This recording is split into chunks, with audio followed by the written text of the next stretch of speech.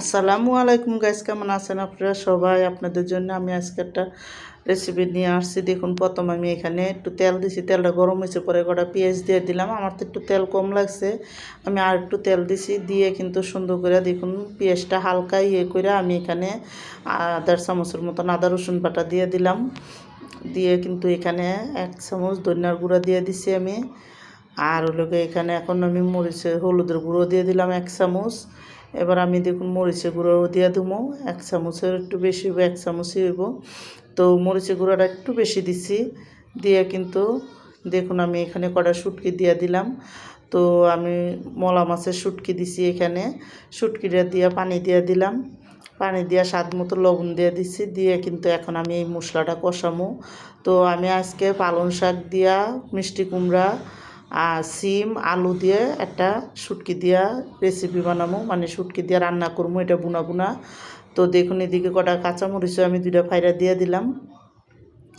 দিয়ে কিন্তু মশলাটা ভালো করে কষাইয়া তারপরে কিন্তু এখানে আমি দেখুন এখন তরকারিটি দিয়ে দেবো। তো দেখুন এদিকে তরকারিটি সুন্দর করে ধুইয়া কাটটা রেখে দিছিলাম, তারপরে কিন্তু দিয়ে দিছি আমি মিডিয়াম সাইজ করে মিষ্টি কুমড়াটাও কাটছি, আলুটাও কাটছি, আর সিমটার একটু ছোটো ছোটো সাইজ করে কাটটা দিছি। দিয়ে কটা কটা পালং শাক দিছি এখানে। দিয়ে কিন্তু দেখুন সুন্দর করে মশলার সাথে লাড়া দিয়া তারপরে কিন্তু সবটি দিয়ে দিলাম আমি একসাথে।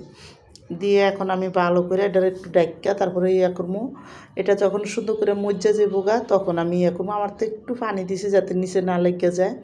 দিয়ে কিন্তু দেখুন সুন্দর করে যখন এটা কষান মানে নিচেটা অনেকখানি শুকাইয়া গেছে তখন আমি ভালো করে মশলাটি উল্টায় ফুলটায় দেবো ভালো মতন লাইরা সেরা। তো আমি কিন্তু এখানে এটা বেশি একটা ঝোল ঝোল রান্না করবো না, বুনা বুনা করে রান্না করবো, এই কারণে কিন্তু কষাইয়ে আমি অল্প পানি দেবো এখানে। তো দেখুন সুন্দর করে লাড়াচাড়া দিয়ে আমি ভালো করে একটু কষায় নিচ্ছি। আর কষানো নিচ্ছি পরে কিন্তু আমি দেখুন একবার অল্প করে একটু পানি দিছি, কারণ মিষ্টি কুমড়ার সিমটা যাতে সুন্দর করে গুলিয়া যায় ওই কারণে। তো দিয়ে এখন ডাইকা আমি এই রান্নাটা করবো। তো আমার এই শুটকির রেসিপিটা যাদের পছন্দ তারা লাইক সাবস্ক্রাইব দিয়েন, প্লিজ আমার ভিডিওটা বেশি বেশি শেয়ার করে দিয়েন আর সাবস্ক্রাইব করে দিয়েন।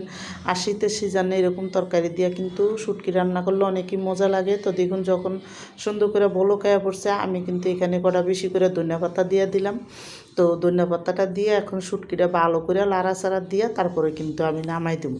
তো দেখুন এদিকে কিন্তু শুটকিটা একটা মাখা মাখা হয়ে গেছে, রান্নাটা মাখা মাখা যখন হইব তখনই কিন্তু আমি উঠাই দেবো। তো দেখুন সুন্দর করে উপরে দেওয়া তেল উঠতে গেছে শুটকিটার। আর তেলটা যখন উঠতে গেছে আমি আরেকটু লাড়া দিয়া এখন কিন্তু শুটকি তরকারিটা নামাই দেবো। তো দেখুন ভালো মতন কিন্তু শুটকি তরকারিটা আমার রান্না শেষ। আর একটা মাখা মাখা যখন হইব তখনই নামাই দিবেন আমার রেসিপি।